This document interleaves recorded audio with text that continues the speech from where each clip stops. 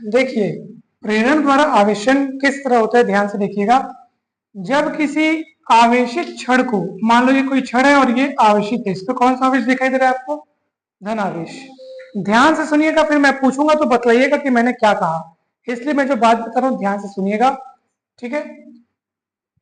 तो मान लो ये कोई आवेशित क्षण है और इसके पास बगल में थोड़ा दूर रखा है, मान लो कोई एक क्षण रखिए जिसपे कोई आवेश नहीं है, जिस पर कोई आवेश नहीं है, वो अनावेशित है और ये आवेशित है, ये आवेशित वो अनावेशित। क्लियर है? ध्यान से सुनिएगा। जब किसी आवेशित क्षण को अनावेशित चालक के समीप ले जाया जाता है, अब हम इसको इसके समीप ले जा रहे हैं, ठीक है। जब समीप ले जाया जाता है, मैं समीप ले गया हूं, ये देखो ये करीब आ गए, ठीक है। ध्यान से सुनना। जब किसी आवेशित क्षण को किसी अनावेशित चालक के समीप ले जाया जाता है, तो अनावेशित चालक का वो वाला हिस्सा जो क्षण के ठीक सामने है, क्षण के जो करीब है, किस कौन सी क्षण के करीब? आवेशित क्षण के जो करीब है, यानी पास वाला हिस्सा, ये दूर हो गया, ये जस्ट सामने। तो जो करीब है उस पे इसका जस्ट उल्टा वाला चार्ज आ जाता है, अर्थात कौन सा चार्ज आ जाता है? माइनस। और दूर वाले हिस्से पे इसके जैसा आवेश आ जाता है, अर्थात प्लस। क्या बोला मैं, बताओ अब। जब किसी आवेशित क्षण को या आवेशित चालक को किसी अनावेशित चालक के पास ले जाया जाता है, तो अनावेशित चालक का वो वाला हिस्सा, कौन सा वाला हिस्सा? जो इसके पास वाला है, वो इससे उल्टा आवेश वाला हो जाएगा। इससे उल्टा मतलब अगर ये धन है तो वो, और अगर ये ऋण होता तो ये धन हो जाता। और दूर वाला हिस्सा ये इसके जैसे आवेश वाला हो जाएगा, प्लस है तो प्लस, माइनस है तो माइनस। क्लियर है? इस घटना को बोलते हैं प्रेरण द्वारा आवेशन। अब आप प्रश्न पूछेंगे कि सर ये हुआ तो हुआ कैसे? ध्यान से सुनिए। वास्तव में जब हम इस आवेशित चालक को इसके करीब ले गए, तो ये आवेशित, अभी कौन सा आवेश है इसमें? धनावेश। मतलब क्या होता है बताओ? धनावेश मतलब इसमें इलेक्ट्रॉन निकले हैं बहुत सारे, इसमें से बहुत सारे इलेक्ट्रॉन क्या हुए? निकले, मतलब इसमें इलेक्ट्रॉनों की क्या है? कमी रह गई है। तो जिसके पास जिसकी कमी होती है वो उस चीज की डिमांड करेगा। हमारे पास खाना की कमी होगी, पेट में भूख होगी, तो हम खाने की डिमांड करेंगे, खाना चाहेंगे। तो वैसे ही आप सोचो कि अगर ये चालक इसके पास धन आवेश है, धन आवेश, इसका मतलब इसको किसकी भूख है? इलेक्ट्रॉनों की भूख है। क्यों इसको इलेक्ट्रॉनों की भूख है? क्योंकि इसके पास इलेक्ट्रॉनों की कमी है। क्यों कमी है? क्योंकि इसमें धन आवेश है। और जब इसको आप किसके करीब ले जा रहे हो? अनावेशित चालक के करीब ले जा रहे हो। भैया इसका पेट कब भरेगा बताओ? इलेक्ट्रॉन मिलेंगे। तो ये क्या करता है? उस पदार्थ से इलेक्ट्रॉन खींचता है।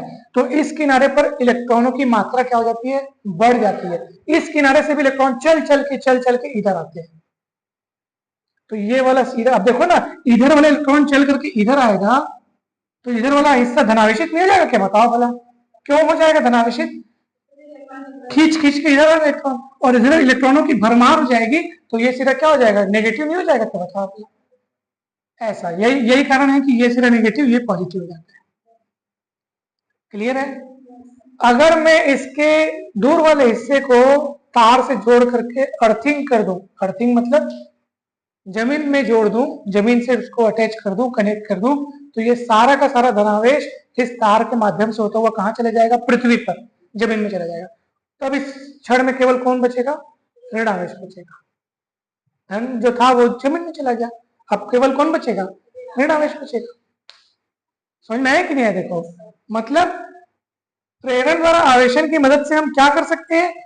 जो क्षण जिसपे कोई आवेश था ही नहीं, उसमें आवेश उत्पन्न कर सकते हैं। देखो, उसको आवेशित बना सकते हैं। अनावेशित से क्या बना दिया हमने? आवेशित बना दिया।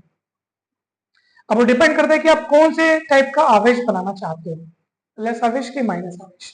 अगर आपको माइनस आवेश बनाना है तो हम प्लस आवेश वाले क्षण पास ले गए और दूर वाले हिस्से को क्या कर दिए? अपन अर्थिंग कर दिए, ताकि उसमें केवल कौन सा बचा रहे? माइनस वाला आवेश बचा रहे। प्लस निकल गया, चला गया अर्थ में, जमीन में चला गया, तो उसमें केवल कौन सा बचेगा? माइनस बचेगा। क्लियर है? कोई डाउट है क्या? ठीक है, चलिए, ये इसकी व्याख्या भी हो गई।